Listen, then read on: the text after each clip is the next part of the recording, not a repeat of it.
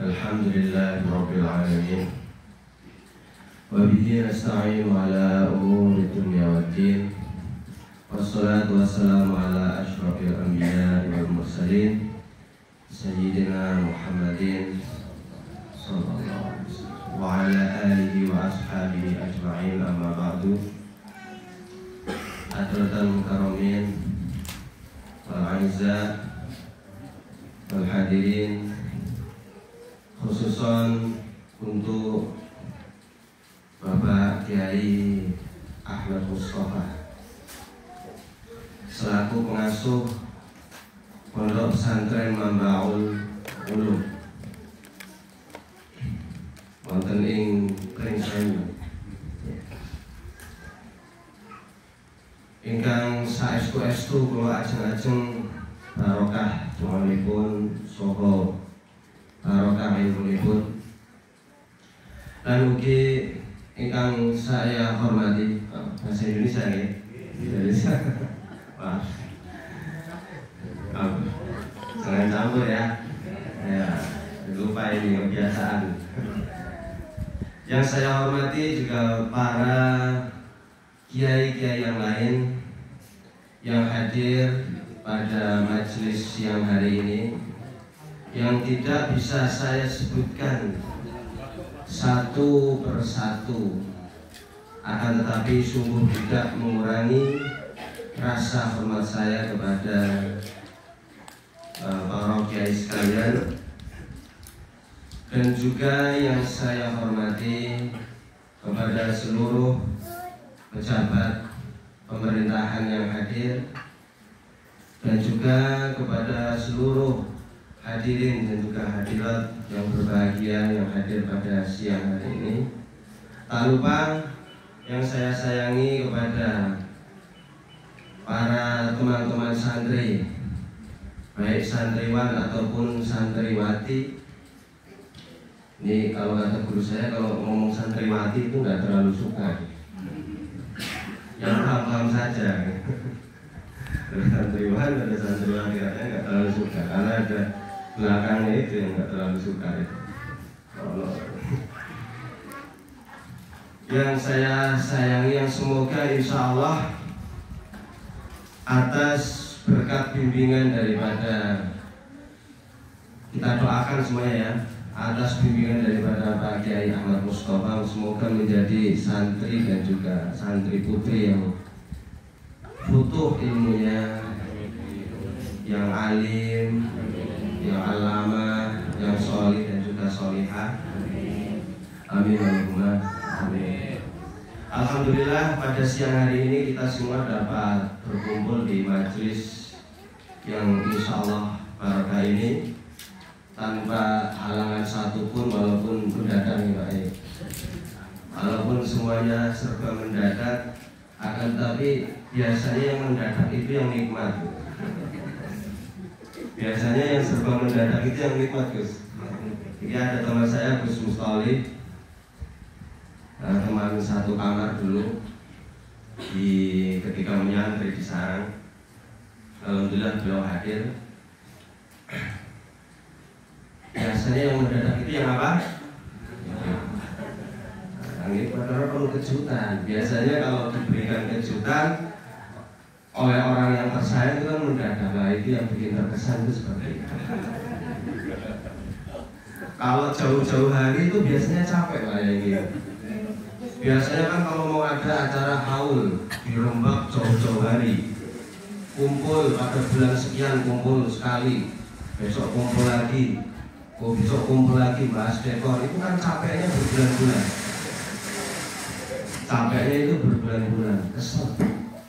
Nah, kalau acara yang mendadak seperti ini adalah semalam pun langsung jadi sulapan, ya tiba seperti itu. Tahu-tahu ada acara. Alhamdulillah. Walaupun seperti itu, alhamdulillah kita pada siang hari ini semuanya dapat berkumpul tanpa halangan apapun. Semoga yang hadir pada majelis ini juga senantiasa diberikan kesehatan oleh Allah Subhanahu wa Ta'ala, diberikan umur yang panjang, yang barokah, husnul khotimah. Jadi insya Allah bareng-bareng di surga nanti insya Allah. Para Bapak Ibu yang saya muliakan,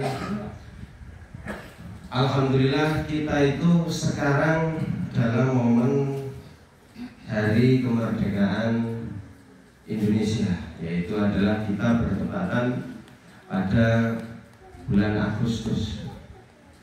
Kemarin kita semua merayakan 17 Agustus sebagai Hari Kemerdekaan Republik Indonesia.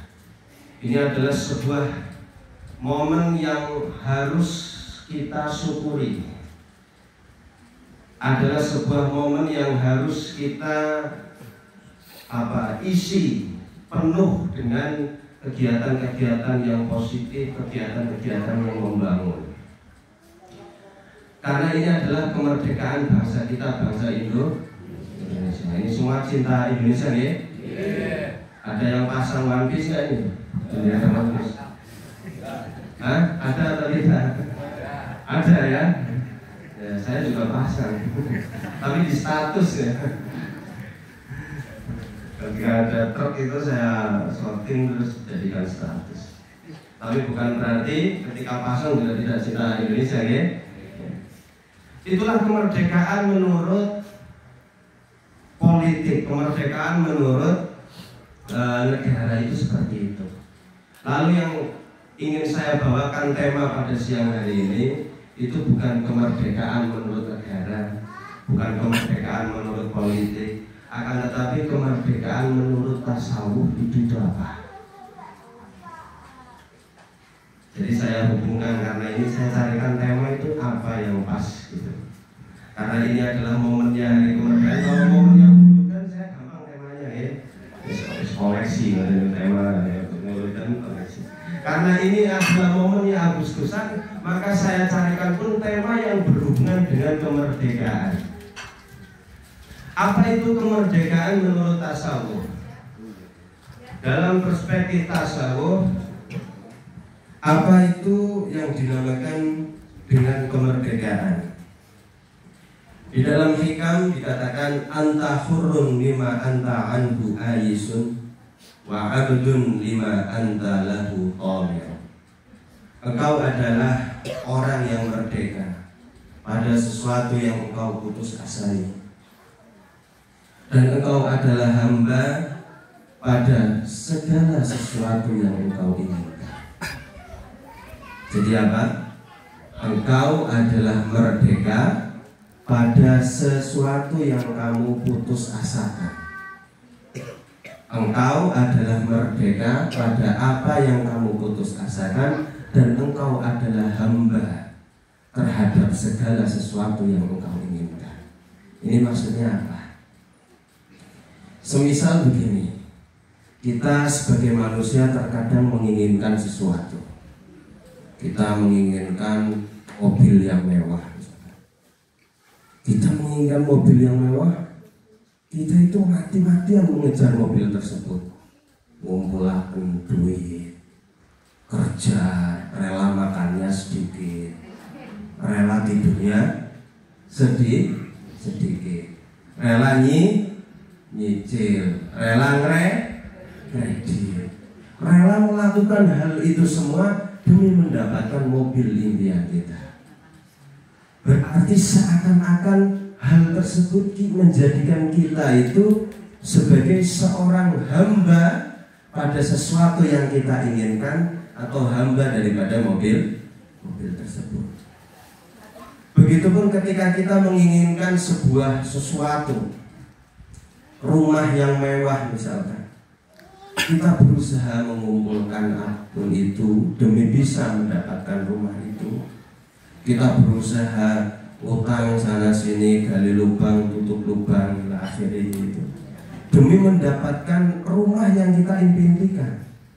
Itu pada sejatinya orang yang melakukan pola tersebut itu adalah bukan merupakan orang yang merdeka menurut tasawuf. Dikarenakan orang yang merdeka menurut tasawuf itu ketika dia sudah tidak menginginkan dan mengejar sesuatu yang modelnya itu seperti itu. Orang yang seperti tadi itu merupakan hamba terhadap apa yang diinginkan. Maka hal seperti itu dikritik, istilahnya ngeritik kita, melakukan kritik terhadap diri kita. Sebanyak apapun yang kita inginkan, kita akan menjadi hamba pada keinginan kita itu. Coba kita bayangkan, kita setiap hari ingin ini, ingin itu. Kita akan melakukan pergerakannya itu karena demi mendapatkan hal tersebut.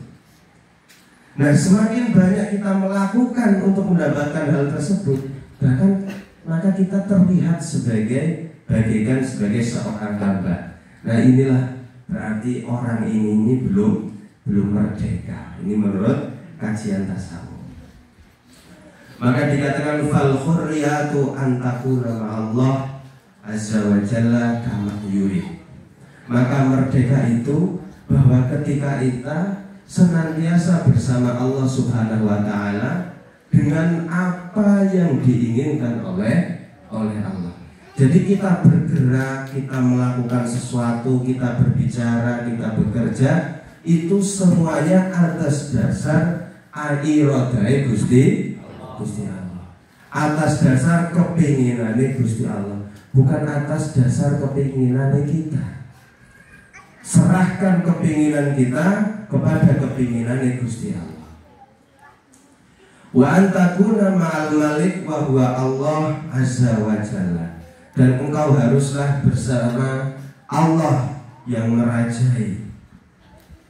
Wal hurriyah an tantaliqa min kulli qaidin yab'uduka 'anillahi azza wa jalla. Maka kemerdekaan itu adalah ketika kita semua itu bisa terbebas dari setiap belenggu yang menjauhkan kita itu dari Allah Subhanahu wa taala. Nah, ini kesimpulannya. Kemerdekaan kalau menurut tadi politik apa kita sudah jelas. Tapi kalau kemerdekaan menurut tasawuf adalah apa? Antan toliko min kulli qaidin yang yab'aduka 'anillahi azza wa jalla. Kita lepas dari setiap belenggu-belenggu, dari setiap maksiat-maksiat yang membelenggu kita, yang mana maksiat-maksiat tersebut dapat menjauhkan kita dari Allah. Maka kalau ada maksiat sudah tinggalkan, putus akses semua ke dalam maksiat tersebut, jangan dilakoni lagi. Karena parapunten, kita itu terkadang mempunyai sebuah maksiat yang kita rahasiakan, maksiat pribadi, privatnya. Benar atau tidak ini? Terkadang kita menyimpan sesuatu yang tidak mungkin kita ungkapkan kepada orang lain. Itu putus, itu sudah tinggalkan segala jenis-jenis yang seperti itu, yang menjauhkan dari Allah Subhanahu wa taala, kita tinggalkan. Nah, bagaimanakah cara kita meninggalkan belenggu-belenggu itu, belenggu-belenggu kemaksiatan tersebut?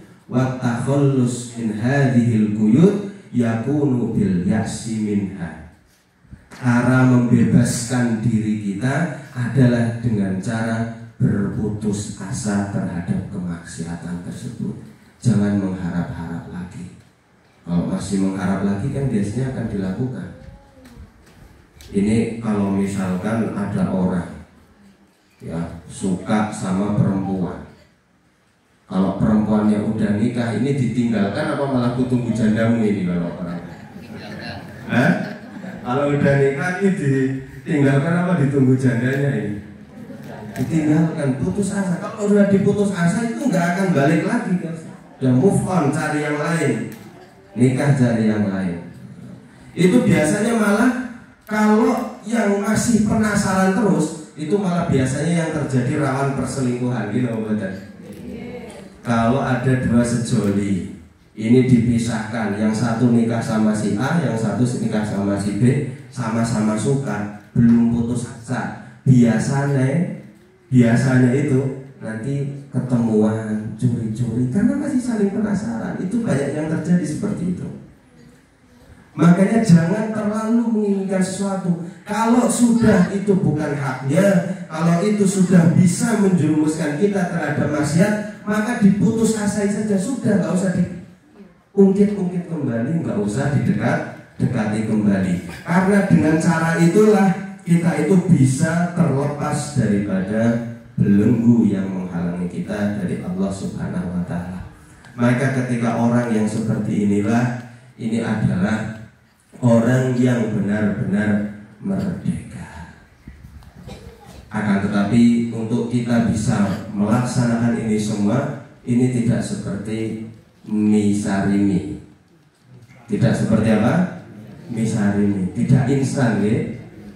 Misarimi mah sampai cor di banyu panas nih kok, diberikan air panas, ditinggalkan 3 menit 5 menit sudah dimakan, sudah enak. Malah kadang nggak dikasih air, diremuk, dikasih bumbu langsung dimakan, itu kelaparan. Itu instan, 5 menit jadi 10 menit jadi, apalagi ditambah saus, ditambah telur, wah. Bukan seperti itu. Untuk kita bisa menjadi merdeka itu adalah sebuah perjalanan yang lama.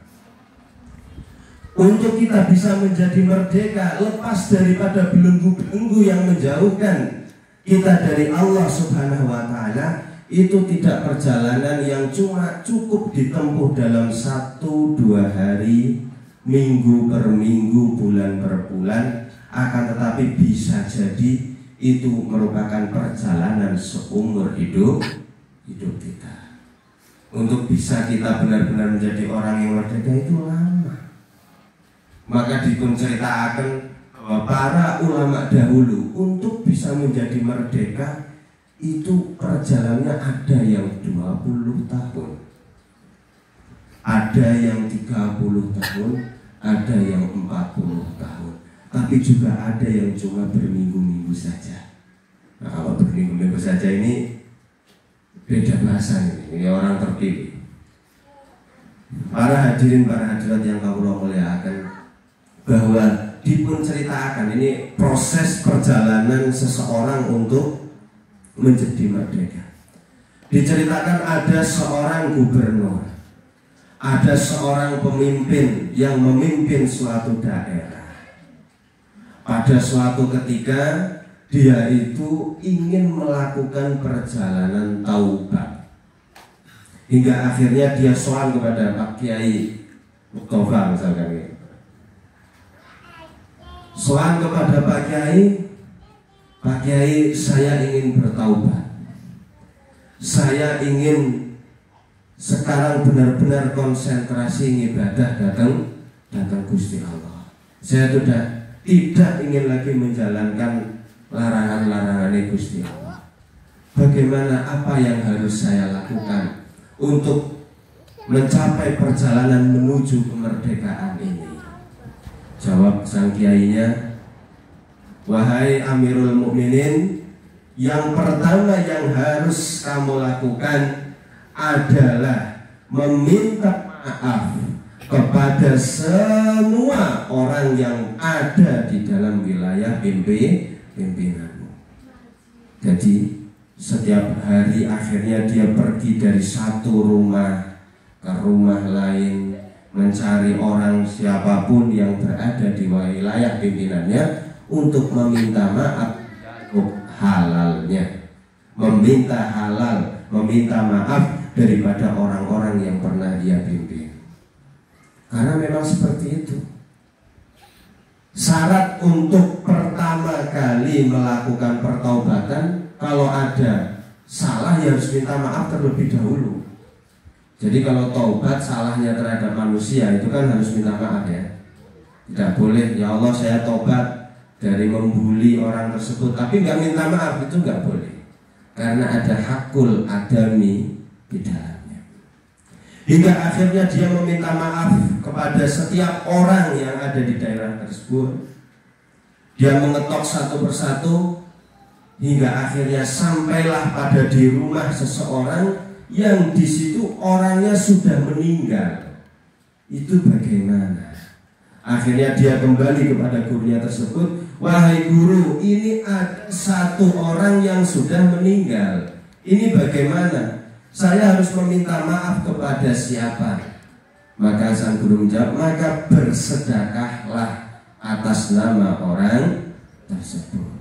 Maka dari kisah ini bisa kita ambil pelajaran, kalau kita ada salah sama seseorang, kita waktu masih hidup belum sempat meminta maaf kepada orang tersebut, maka bersedekahlah. Karena kalau tidak begini, maka kita semua tidak akan bisa menjadi orang yang merdeka. Para hadirin, para hadirat yang saya muliakan, di sini dikatakan wajibu alaika antai asa minal ibadah wala tandur laha wa yakunu nazruka ila fadlillahi wa rahmatihi qul bi fadlillahi wa bi rahmatihi fabidzalika falyafrahu. Surah Al-Yunus. Wajib kepada engkau, bahkan tidak hanya kita itu berputus asa meninggalkan maksiat, bahkan di dalam kitab juga dijelaskan bahwa kita berputus asa dari melakukan ibadah. Oh, apa itu? Apa? Berputus asa dari melakukan ibadah. Itu gimana maksudnya? Berputus asa dari ibadah itu maksudnya apa?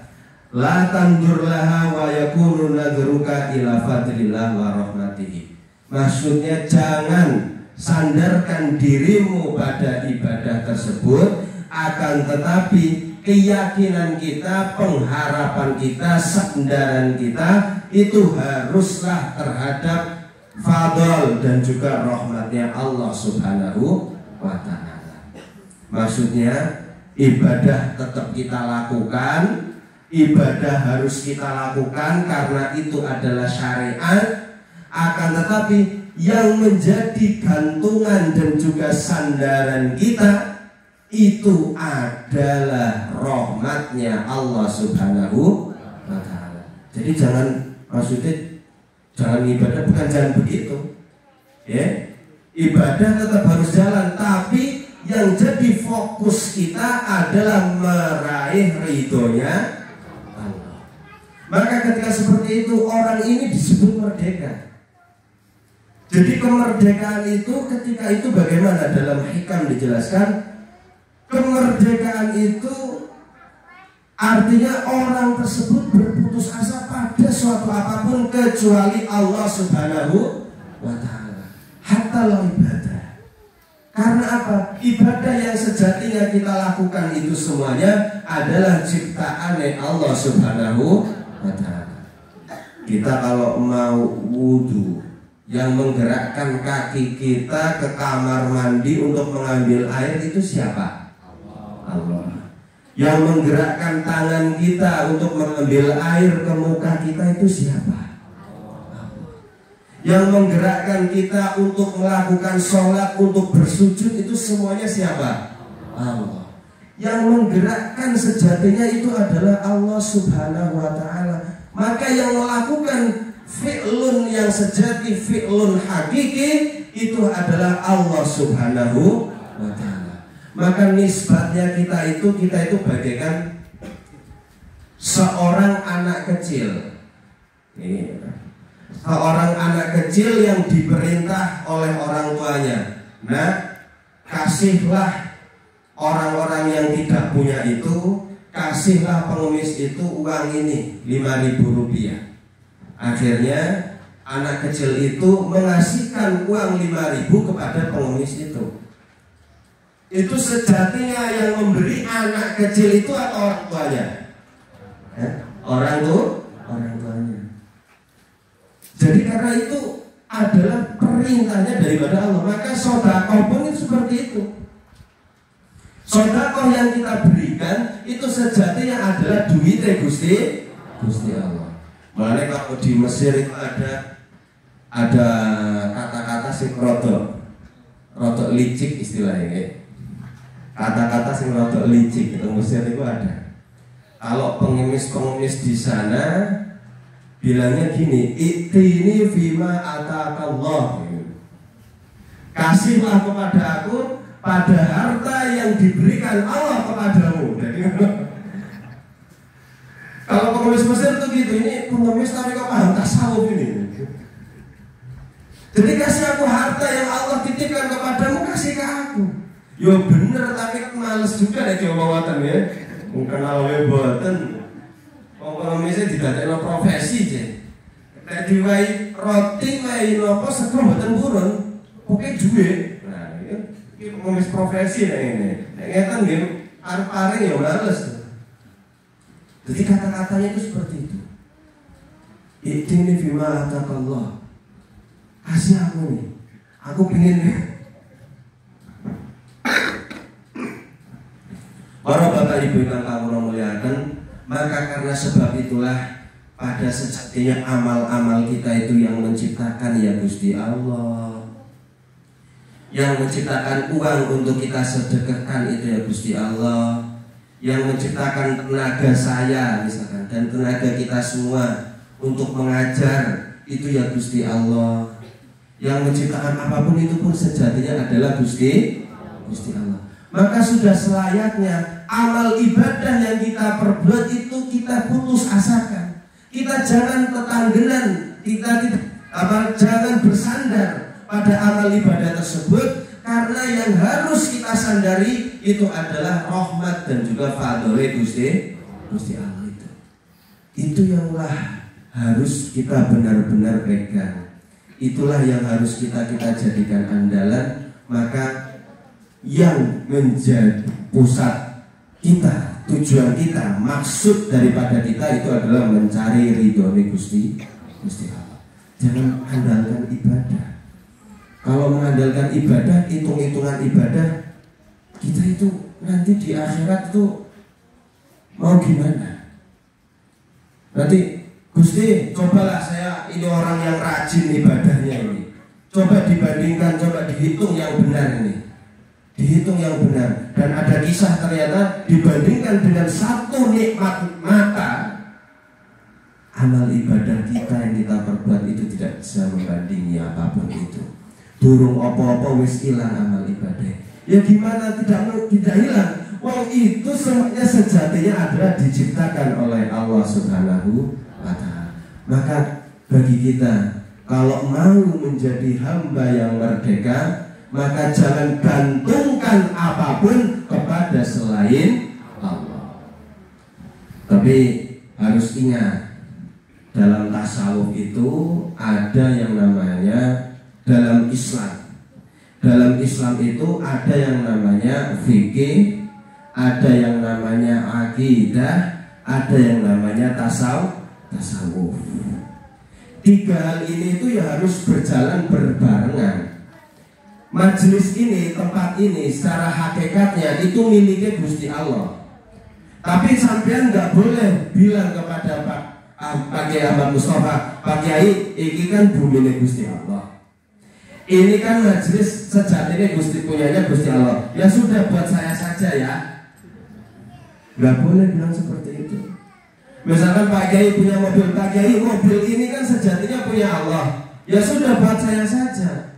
Wong ini punya ya Allah, sampai kan sudah ngaji, kok malah nggak dikasihkan tuh gimana? Sampai itu tidak boleh. Itu karena ranahnya adalah ranah tasawuf.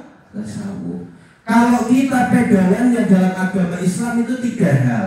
Fikihnya juga harus jalan. Karena ini sudah dibeli, ya, sudah dibangun. Yo, kesalon ten Kang Rawuh, sehat kula Gus Nailil, kali Mbak Iis, ini saking sendang ya. Moga.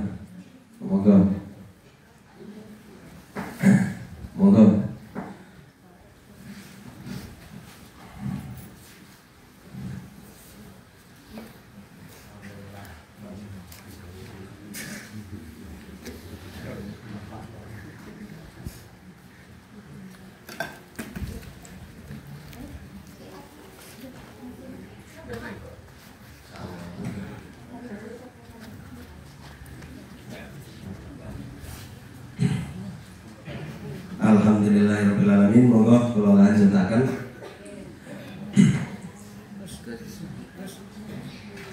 Begini. Monggo.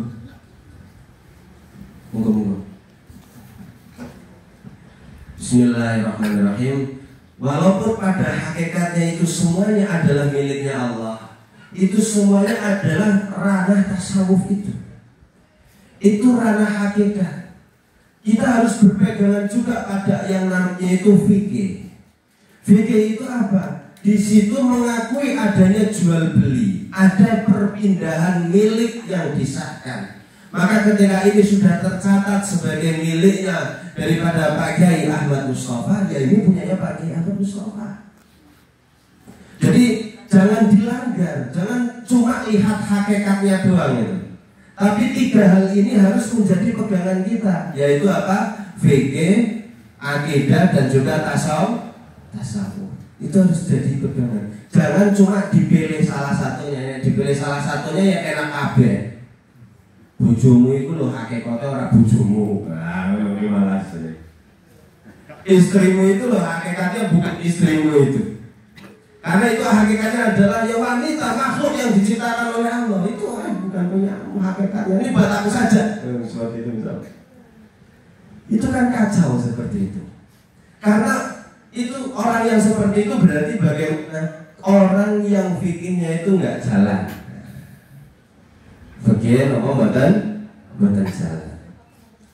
Para bapak ibu yang akan memuliakan, maka ketika kita memandang tiga hal tersebut, ada yang namanya kacamata syariat, ada yang namanya kacamata hakikat.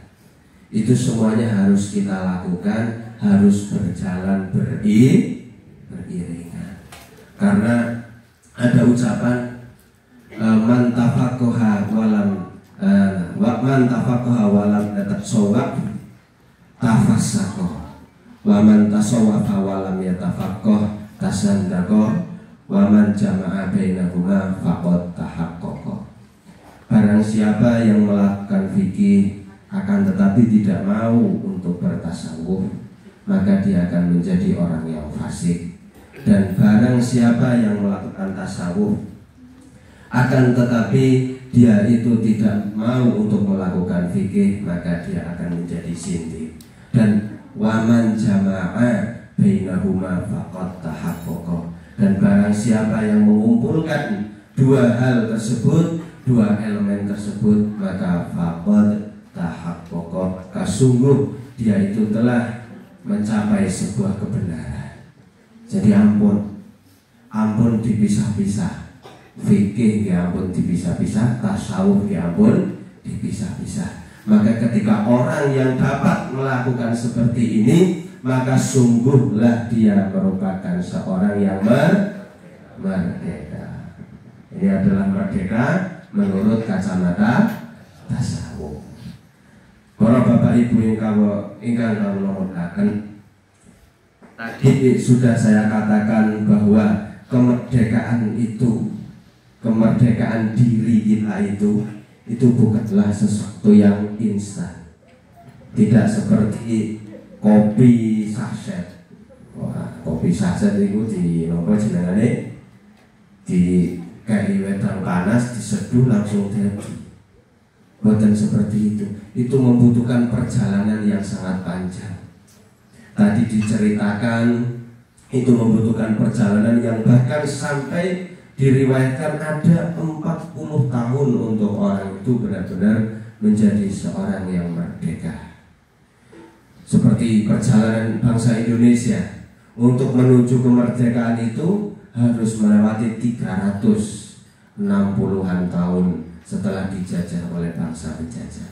Begitupun kemerdekaan dalam diri kita juga harus bagaimana caranya kita terus mengupayakan hal tersebut. Siap atau tidak siap? Siap atau tidak siap? Nah, siap. Harus siap.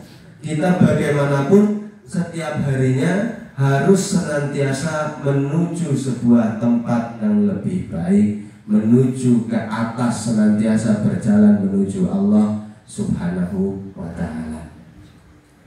Maka ketika dalam perjalanan tersebut kita selayaknya manusia biasa senantiasa membutuhkan yang namanya cahaya dari Allah. Cahaya tersebut yang akan membimbing kita menuju perjalanan ini. Maka dalam hikam dikatakan bahwasanya an-nuru jundul qalbi, kama anna zulmata jundun nafsi. Fa idza aradallah ayyansura 'abdah amaddahu bi junudil anwar wa qata'an madada zulmi wal afiyah. Cahaya itu merupakan pasukan hati.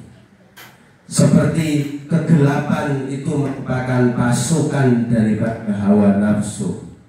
Maka ketika Allah Ta'ala ingin menolong hambanya, maka Allah Ta'ala menurunkan pasukan-pasukan cahaya tersebut dan memutus kezaliman-kezaliman dan juga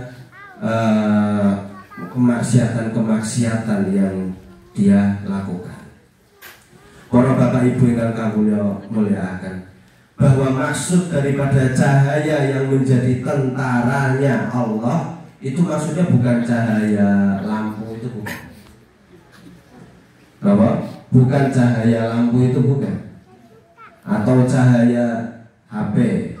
HP kalau malam itu kan bercahaya, wajahnya bercahaya. Bukan pula cahaya yang sifatnya itu cahaya zahir matahari. Bukan. Yang kalau cahaya itu adalah yang dimaksud, itu nanti kalau orang buta itu gimana? Orang buta yang nggak dapat melihat nanti berarti nggak dapat pertolongannya Gusti Allah. Maka yang dimaksudkan cahaya itu bukanlah cahaya yang sifatnya itu zahir, akan tetapi cahaya itu adalah sebab kita itu membaca Al-Quran, sebab kita itu berzikir, sebab kita itu beristighfar, sebab kita itu bersolawat kepada Nabi Muhammad Sallallahu Alaihi Wasallam. Dari perkara-perkara membaca Quran, berzikir, beristighfar, dan bersolawat itu nanti akan Allah turunkan cahaya dari langit yang menerangi hati kita. Semakin terang hati kita berkat cahaya Gusti Allah, maka akan semakin terang pula hati kita untuk melakukan amal-amal ibadah. Maka di dalam hikam dijelaskan an-nuru jundul qalbi, kama anna zulmata jundun nafsi, bahwasanya pasukane nafsu, hawa nafsu yang ada di dalam diri kita itu adalah kegelapan. Apa itu maksudnya kegelapan? Kegelapan adalah ketika kita lalai terhadap Allah, tidak mau beristighfar, tidak mau bersolawat, semakin jauh dari laku-laku baik. Itu orang tersebut itu sedang diserang oleh pasukan tak kasat mata, yang adalah pasukan daripada hawa nafsu yang menyerang hati, sehingga hati menjadi semakin gelap, dan ketika semakin gelap maka akan semakin jauh dari untuk melakukan kebaikan. Di dalam hikam dikatakan, "Faidza aradallah ayyansura 'abdahu amaddahu bijunudil anwar." Maka ketika Allah Ta'ala hendak memenangkan hambanya, maka Allah Ta'ala menolongnya dengan mengirimkan pasukan-pasukan cahaya tersebut. Dilalah dia digerakkan untuk maca Quran, digerakkan untuk beristighfar, digerakkan untuk bersolawat, digerakkan untuk melakukan amal-amal ibadah lain. Maka ini patut kita syukuri. Amal yang kita lakukan, sholat yang kita lakukan, itu harus kita syukuri. Dan syukur yang kita lakukan pun harus kita syukuri lagi, kan gitu ya. Dan syukur yang kita lakukan itu juga harus disyukuri lagi sampai terus, ya tasal-sal. Makanya ketika kita bersyukur itu nggak akan ada habisnya. Kita tidak akan bisa untuk bersyukur, karena syukur itu selalu saja muter tanpa adanya batas. Para bapak ibu yang kami muliakan, karena bagaimana? Kenapa kita itu membutuhkan cahaya dari Allah untuk mengalahkan kegelapan yang dibawa oleh setan, untuk bisa menjadikan kita sebagai manusia yang merdeka. Itu mengapa? Karena setelah kita teliti di dalam kitab-kitab itu dijelaskan bahwa di dalam hati kita itu sebenarnya ada sebuah markas. Apa?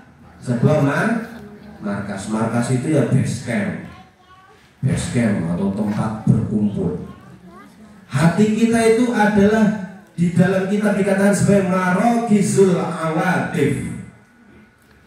Apa arti daripada marokizul awatif? Di situ ada sebuah percampuran sengit antara hati yang memerintah kepada kebaikan dan hati yang memerintah kepada keburukan. Hati yang memerintah kepada kebaikan, bagian tersebut itu merupakan bagian suci yang bersambung kepada para malaikat, pada unsur-unsur langit. Dan hati yang senantiasa memerintah kepada keburukan itu adalah bagian-bagian syahwat hayawaniah kita. Karena manusia itu terbuat dari tanah jasadnya, akan tetapi rohnya itu bersumber dari langit. Roh itu bukan berasal dari tanah. Antara unsur tanah dan unsur langit bersatu dan semuanya mempunyai markas, mengambil tempat tertentu yang berada di dalam hati kita. Jadi hati kita itu senantiasa rebutan. Ini yang menjadi penguasa ini. Itu siapa tergantung daripada kita bagaimana mengolah hati tersebut. Ketika pada suatu ketika yang menang adalah ruh kebaikan, ruh yang berasal dari langit, maka kita akan enteng kekoning majelis-majelis ilmu.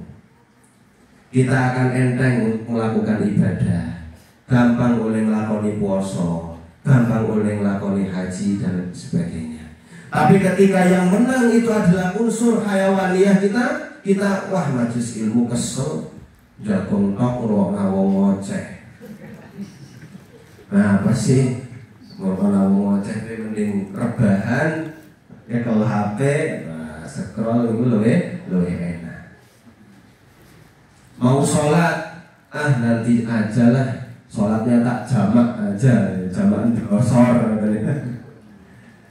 Mau puasa, nanti saja, belum tua, kayaknya masih muda, umurnya masih panjang. Nah orang-orang yang seperti itu hatinya pada sejatinya dia sedang dikalahkan oleh unsur hayawan yang ada di dalam hati itu. Jadi manusia ketika lahir itu membawa dua paket di dalam hati, yaitu paket rohani yang berasal daripada malaikat di sana, dan juga paket ardi, paket sifat kebumian yang di situ mengandung unsur hayawan. Maka kalau ulama biasanya mengartikan manusia itu kan al-insanu hayawanun. Nah, ada kata-kata hayawannya. Mengapa ada kata-kata hayawannya? Hayawannya itu ya kita, karena manusia itu ada unsur hewannya di dalamnya. Begitupun ada unsur natik di dalamnya, karena kita mempunyai yang namanya ruh malaikat ataupun ruh yang berasal dari alam malakut. Para bapak ibu yang muliakan semuanya, bahwa pertempuran ini terkadang ada bala bantuan dari luar. Jadi ini cara HP ini enten memori apa? Internal. Memori internal gini. Ana perkara sing eksternal dari luar. Yaitu apa? Yaitu adalah jundul qalbi ataupun jundul nafsi itu. Tentara daripada hati atau tentara hawa nafsu. Tentara daripada hati itu adalah nur ataupun cahaya. Ketika tentara daripada hati yang membantu kita, yang masuk dalam jiwa kita itu, kita mendapatkan bantuan itu, maka ibadah rasanya enteng banget. Kadang kita merasakan seperti itu ya. Kadang kita merasakan seperti ibadah rasanya enteng teman ya, alhamdulillah. Tapi ketika nanti yang masuk itu adalah jundul hizbun nafsi atau pasukan daripada hawa nafsu itu yang akan masuk kita itu abot kabarasane. Ngantuk banget kabarane ibadah itu sholat sithik ya wah geleweng wah cepet bala akhirnya ora tumanina. Puasa ya akhirnya mboten sempurna. Melakukan ibadah apapun itu harus sempurna. Itu karena ada bantuan tentara daripada hawa nafsu yang itu berupa zina itu. Para hadirat yang saya muliakan, lantas bagaimana kita itu untuk kita itu dapat mengakses nur atau cahaya yang sebagai tentaranya hati itu bagaimana caranya? Caranya kita memperoleh cahaya itu bagaimana? Di sini dijelaskan bahwa awalan untuk mendapatkan cahaya tersebut al-muadzabah ala wirdin daim min tilawatil Quran. Min tilawatil Quran. Yaitu apa? Kita senantiasa membaca Al-Quran. Wala a'lamu khilafan fi anna tilawatahu afdalu anwa'i dzikrillahi ta'ala.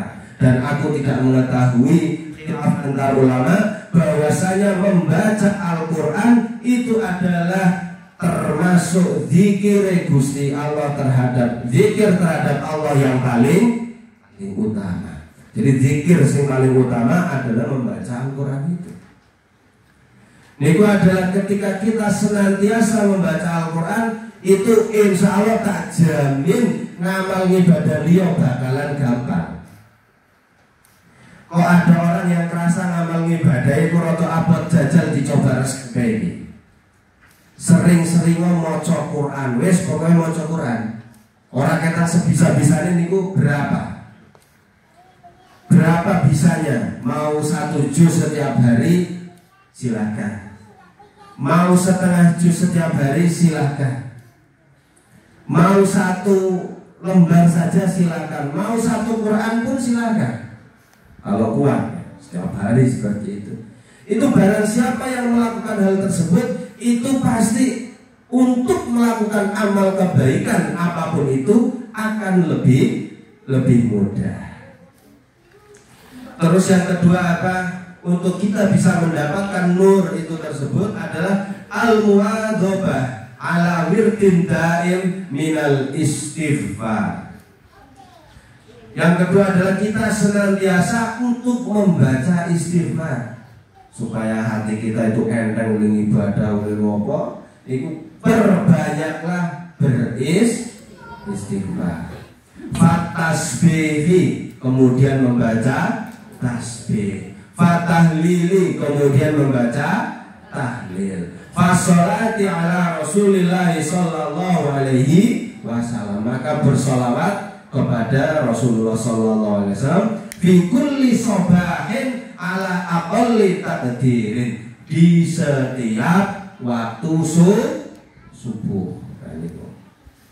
Untuk bergampang itu waktu subuh. Jadi habis subuh itu kalau bisa jangan tidur. Istilahnya nanti dulu.